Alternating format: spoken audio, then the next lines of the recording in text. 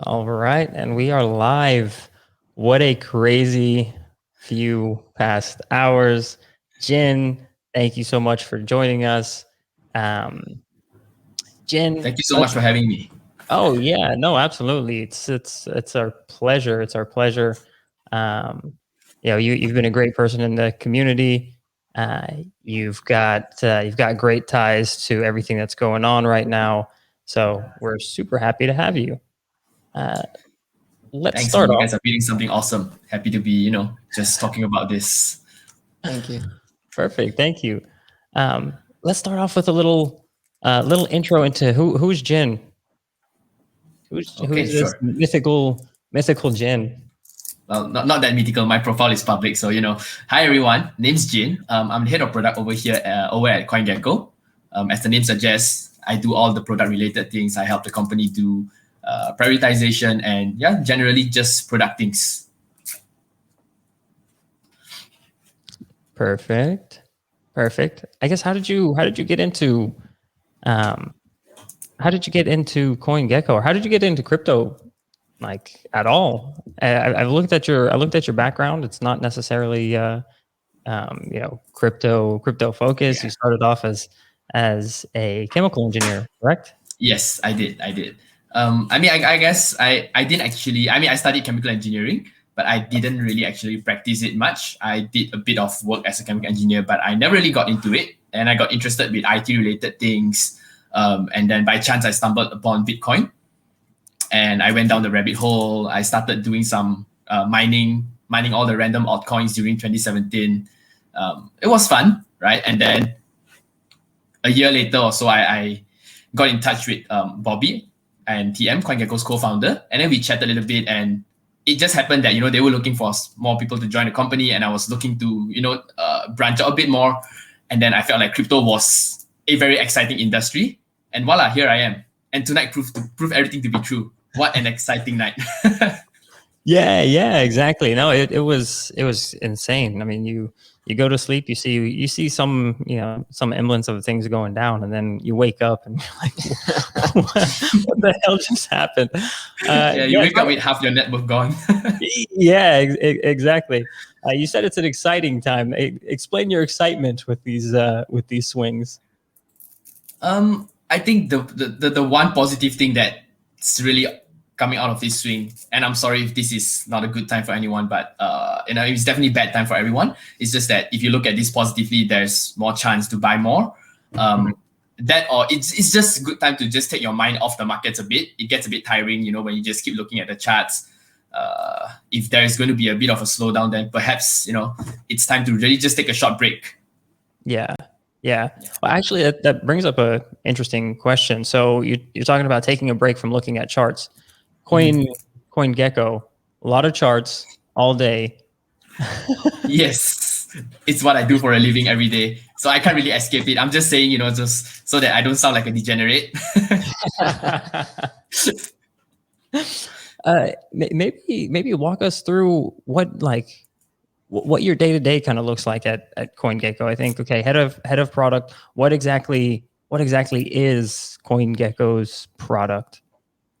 Right. So I think to give a brief introduction to CoinGecko is that, if you're using or looking at crypto, you will definitely need CoinGecko, because what we provide over at CoinGecko is, the quickest or easiest way for you to check prices, look up your portfolio, look for historical data. And if you're a builder or you're a developer, you can also use our API, right? These are all useful things and data points for you to make an informed decision when you are trading crypto or looking at crypto, be it data points or the chart themselves. I think these are all the things that we offer as a product, and these are all the things that that we offer. Just right off the bat, you can access them for free. There's no you don't have to feel obliged to sign up to do anything. You can just use all of those data on our site to help you make decisions as a trader or just investing. Yeah.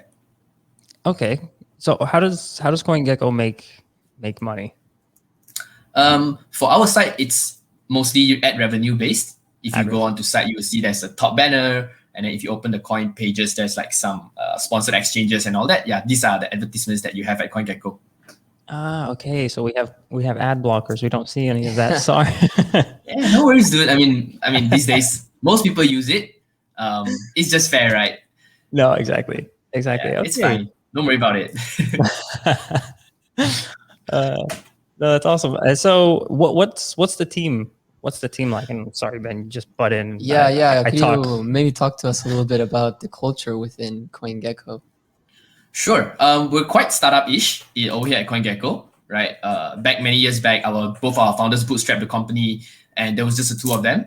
And today, there's about 30 of us in the company. But our culture is still very much startup-ish. We try to move fast. We try to talk to each other on a regular basis. All the things that you would expect in a startup, like working in sprints, trying to break the silos and all those things. That's pretty much the culture we have here at CoinGecko. I think open communication is one of the things that we try to practice as much as we can. It's just a lot of pinging each other and getting each other to talk. Yeah. The culture, it's a bit frantic, I would say. Very hectic, especially in the current market conditions. There's no rest. Yeah. Yeah. But it's fun. It's very fun. I very much enjoy it. I came from corporate and moving to a startup that's as hectic as this. I guess as long as my body can take it, I enjoy it. Yeah, no, that's great. And so again, like you said there's 30 of you. Are you all dispersed kind of around the world? Are you all kind of focused around a headquarters? Is it We're pretty much focused at the headquarters here in Malaysia. Yeah, most of us are here. Okay. So before pandemic, it was probably a really close knit, really fun office, but now kind of just dispersed around the city though. Okay. Yes, bingo. There we go. Yeah. Okay. And just a personal question. So were you like a chart guru before CoinGecko?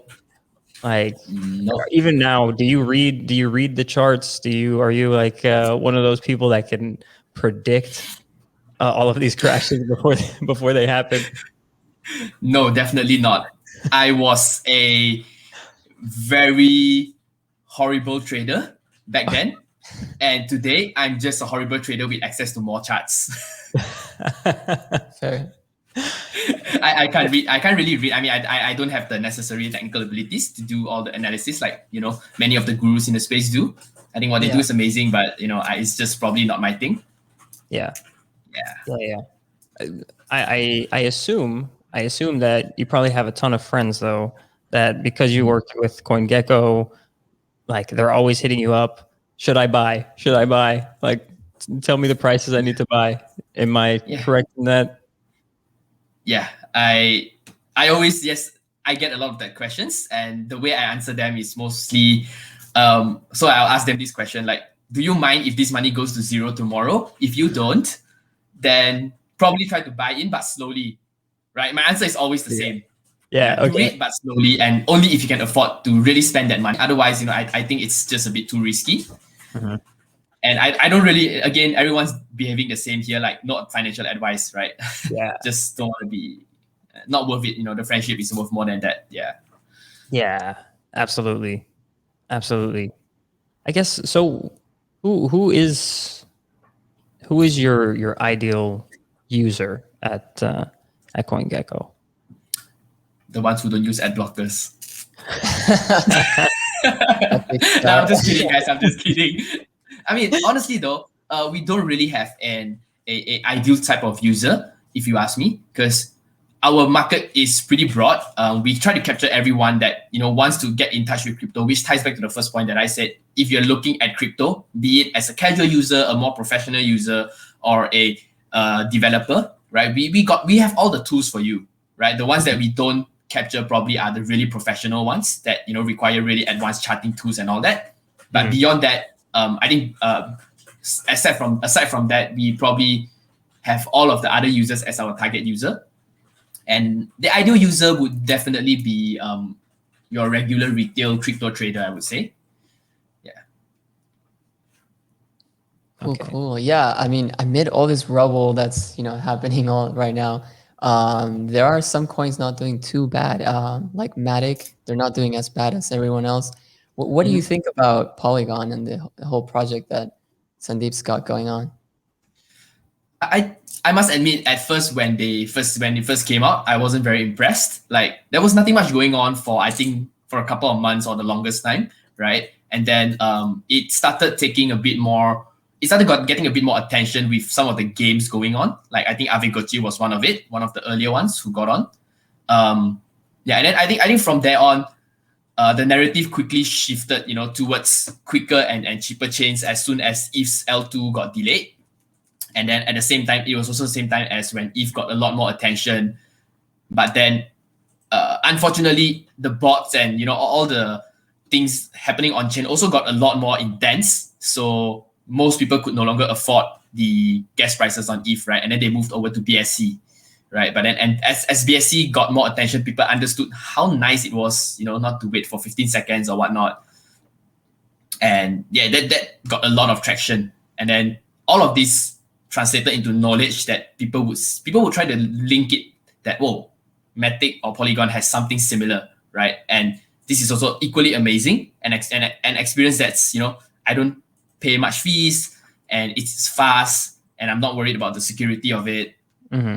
And yeah, that's pretty much, I think, how Matic, in my opinion, got a lot of market share as well. After the gaming part, it was the recognition coming from people who, wanted to escape the fees of ETH, and people came from BSC, and of course last but not least, would be projects like yourself and many other projects who built on Polygon that really attracts people, because like how ETH started on, I think in last many years back when DeFi started, it was just lending and borrowing platforms, but that translated into allowing a very great capital efficiency or allowing people to turn over their capital very effectively, and I think that attracts a lot more liquidity or money in the longer run into the whole chain itself. So yeah, overall, to answer that question, pretty positive about the direction things are going with Matic, Polygon. Yeah. I mean, I don't think you'd be here if you weren't. Yes. We wouldn't be talking to you if you weren't little Right. bullish on Polygon. Right. You mentioned the DeFi space, and so I wanted to dive into maybe what are your thoughts moving forward? What does the DeFi space need to do to really hit that next frontier? I think looking at the way things are going right now, it's probably important for DeFi to be more accessible to the masses. I mean, looking at me as a retail user, if you tell me, to get on Matic, I will have to go, let's say, on Coinbase or Binance, pay some money, get some Matic, and then withdraw it out to my MetaMask wallet on Ethereum, and then bridge it over to Matic, Polygon, right? That itself is a huge friction. I think the onboarding, or like the part where people can actually access the chain, needs to be a lot easier. And the use I think it reflects that this is reflected in the use that you see on the Matic chain, because generally it's a little bit higher than everywhere else.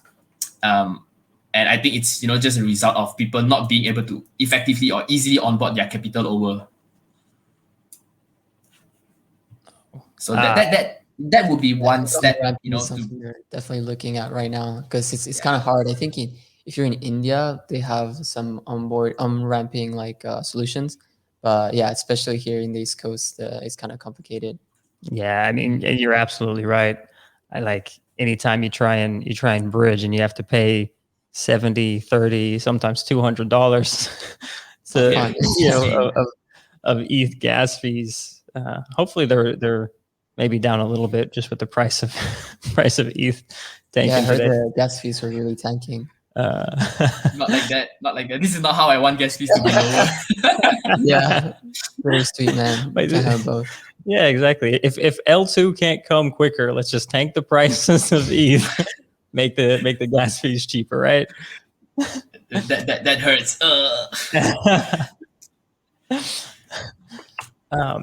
So like you see that as being that next frontier of the DeFi space. What other trends or emerging trends are you seeing in the space right now, or what's making you excited about the space? I think for one, the uprising of, let's say, both BSC and Matic and even Phantom, right? I think it brought upon like huge amount of people who previously never bothered with Ethereum, because even when Ethereum was cheaper, nobody would bother with like $10 per swap, all right, to put in my money on Maker, and then I paid $50 to create a vault, paid another $20 to get some DAI out of it, right? Nobody would be excited about that. But I think with the advent of much cheaper transactions, in addition to making it easier for people to onboard themselves or just to try out some of these dApps, it also makes integration with real world things much easier, right? As a company, if I were to build something, let's say a e-wallet, right, that leverages on cheese vaults, I could do that much easily than if I were to do it on ETH, because it's just so much cheaper on my company's coffers compared to trying to do it on ETH, right?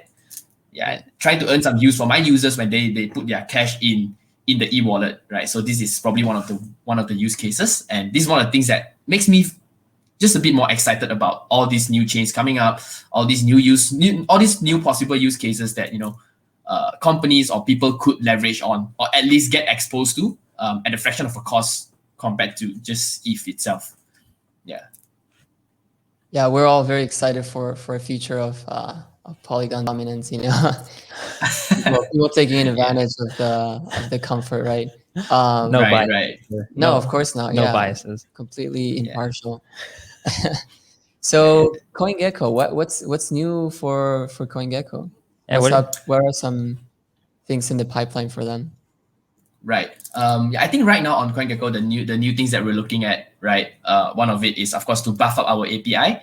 I think a lot of our users have been asking, for a more robust API, a more powerful API that they can use, and that's kind of what we are working on. One of it, and also, of course, similarly in our product itself, there's the portfolio things that we're always improving on, our API, and I think we also try to look more on how we can get data more reliably from the space, because as you may have seen on CoinGecko, like a lot of those coins on the quicker chains, Phantom, Matic, or even BSC, they sometimes fail to get transferred over due to the disruption in the data providers, because the volume of data is just so huge coming from all of these places.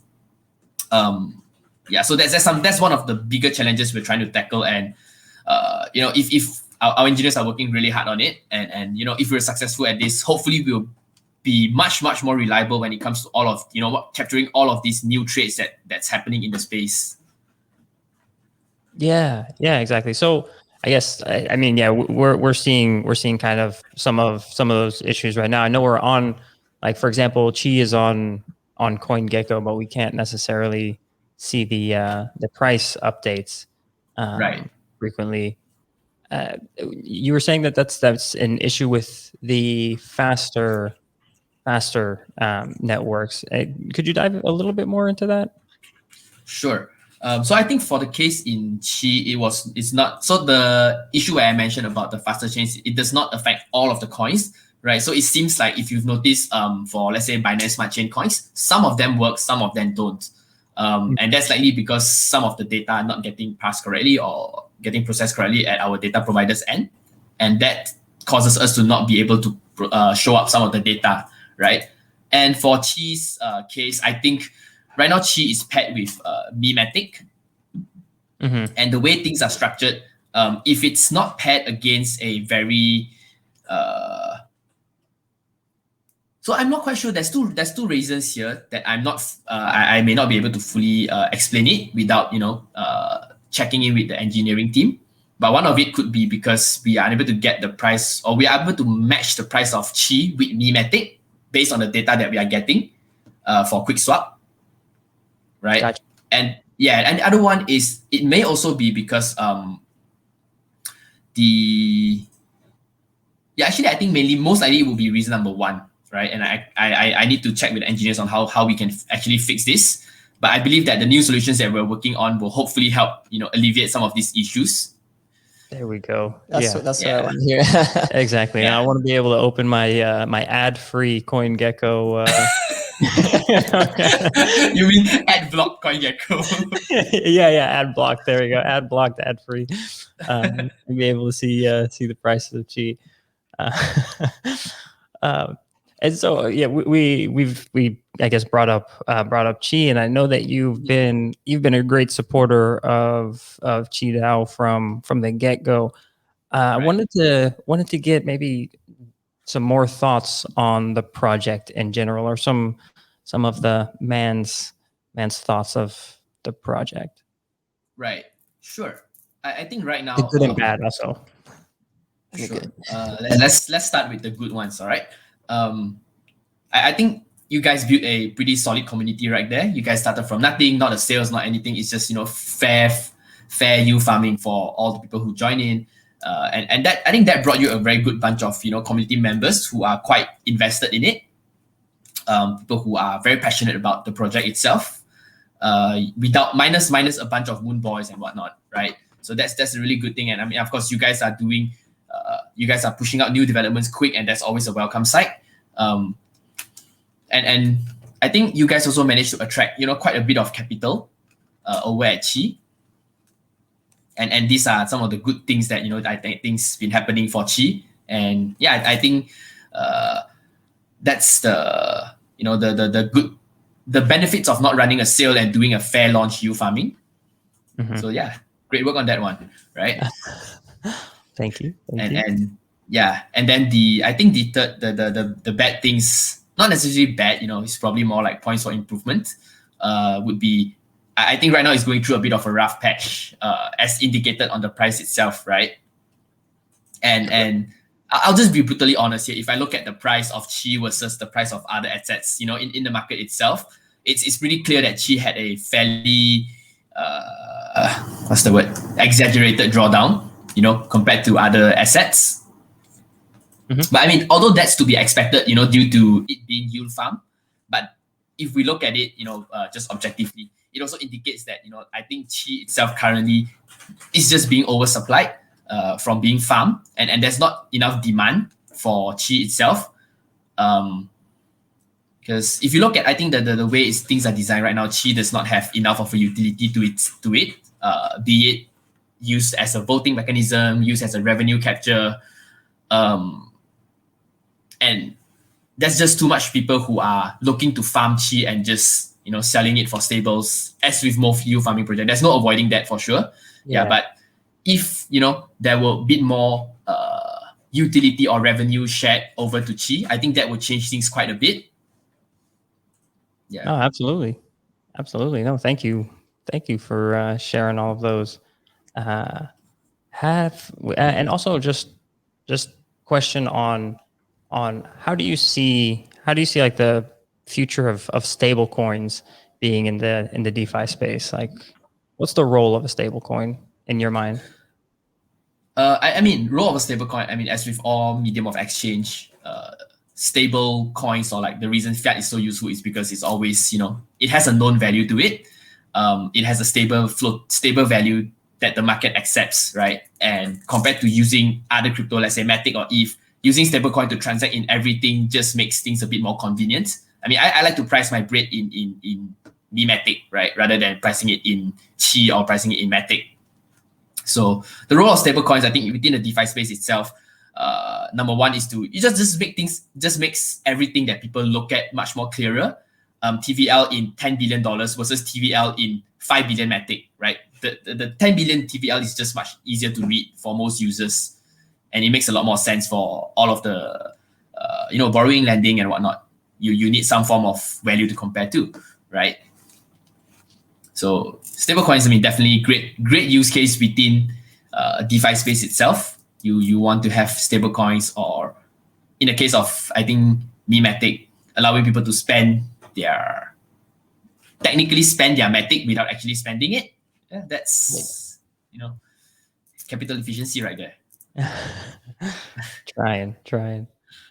Okay. Yeah, I mean, I think you guys are doing a lot of work there, trying to grow the protocol and trying to move things up a bit.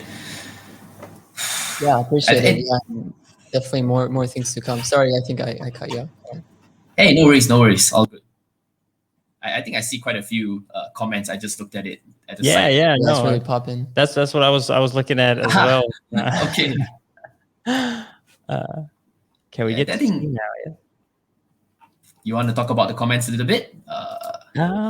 Let's see. Is there one that stands out to you? I think I see the word ceiling the most there. Yeah, we're not racing the ceiling, guys. Worry about that. Yeah, I think the ceiling thing is something that I think you guys do have to take care a bit better of when it comes to managing the debt ceiling. It's good to have more chi. I mean, it's good to have more memetic floating out there, but I think right now most of the memetic is just getting used to farm. Chi. Yeah, especially I think with adamant farms, I think that the dump pressure just increased by quite a bit as well. Yeah, I think that's quite painful, and you probably have to take a bit better care on like the debt ceiling. Otherwise, you're just increasing supply at this rate of memetic without actually increasing the demand for chi. Yeah, I think that's quite dangerous. Yeah. We were definitely taking that into consideration and kind of looking at different ways to kind of move that that ship forward, and definitely listening to the Lau is definitely listening to the community and kind of letting us know where to go, Right. or where to help steer that ship. So I know we're kind of running into we want to respect the time, and I know it's late over there in Malaysia, and so we have a few more questions. No worries. If you've got the time. Yeah, sure. I mean, degenerates never sleep. There we go. In also especially in markets like this, like, there's no sleeping. What can the community do to help you or CoinGecko? Kind of what's your ask for the community? I think this one's pretty easy, pretty straightforward for us. Just use CoinGecko more often. Just check prices on CoinGecko. If you have, I think the next most important one is if you really you find something that doesn't look right or doesn't feel right, feel free to hit me up, on Twitter or anywhere else you see me in Telegram. Just let me know, right? If any part of CoinGecko just doesn't work for you, just sucks, let me know, right? I would love to improve it for you, and our team is ready to make things better if we can. Perfect. Yeah. Beautiful. That's a real head of product right there. I gotta do what I gotta do, man. As a parting question, so who do you think we should talk to in the community next? Feel free to. I know you guys had a chat with the Polygon team back then, but I think it would be pretty exciting to just since you guys launched and you attracted some capital on your side, it may be interesting to talk to the Polygon guys and see if they have any plans to grow the ecosystem and bring more of other projects in that could actually leverage memetic. And I think that's one way you could really drive a lot more value to people wanting to hold chi or just wanting to use memetic. Because I just saw a comment from John, actually. I think it reminded me of something akin to the early days of MakerDAO. I mean, they stumbled a lot in the beginning. They had a lot of issues here and there. I mean, they even went through the Black Thursday and all that, right? And I think going slow and steady for memetic is probably very important in that sense. You want to be slow and steady in trying to build up the use cases for memetic, and not trying to expand it too quickly, because otherwise there will be no way for me as a user to actually want to use my memetic, right? And having a debt ceiling that, if you look at it this way, having a debt ceiling that's always filled is actually amazing, because people want things that they can't get, right? Yeah. The more I see the debt ceiling being filled, the more upset I'm. I just want to get it, right? So I think if you guys can score some of these, I don't want to use the word partnerships, but saw some of these ways to work with other projects or new and upcoming projects within the Polygon space itself, as you talk to the Polygon team, that would be actually pretty amazing, right? More ways to use memetic, more demand to memetic, and then just grow it slowly and steady from that point onwards. And then once you have a demand for memetic, I think the sky's the limit, right? Much like Maker is, there's so much revenue going around. You can just do anything you want with the token or the chi token itself. or as a you know, a community project, there's so much things that you can do once there's use case for Mematic itself. Oh, that's awesome. That's awesome, Jin. Yeah, thank you so much for always providing, or giving us some time and sharing your thoughts. You've been a tremendous help throughout the early days, and we really want to say thank you for that, and thank you for coming up on this this QiDao chat. It's my pleasure, guys. I know it's late over there for you, but do you ever sleep? Yes, but not enough. You see, right after this call, back at the chats. There we go. There we go. All right. Well, go ahead. I'm happy to be chatting with you guys. I think it's just fun to get I mean, thank you for listening as well, right? It's probably a lot of thoughts in my head, and I'm just happy to share it. And John, it's fine, he doesn't sleep. Yeah, I'm just happy to share all of the thoughts, and I'm pretty much, I'm very bullish on like how Qi can go, and looking forward to what you guys are doing with it as well. So keep up the good work. And I think there's like your Telegram and Discord doesn't really sleep either. Like there's always a bunch of good feedback inside, and you have like a bunch of great community members. I think just taking into consideration whatever they say there is probably going to steer you in a really good direction and earn you a bunch of really loyal following. That's awesome. Yeah. Thank you so much, Jin. We look forward to chatting again, kind of offline, and yeah, we'll see you. Definitely. We'll see you soon. Yes. Take care, guys. Awesome. See you guys soon. All right. Thank you. See you soon. Bye-bye. Thanks again for having me. Yeah. Bye. Absolutely.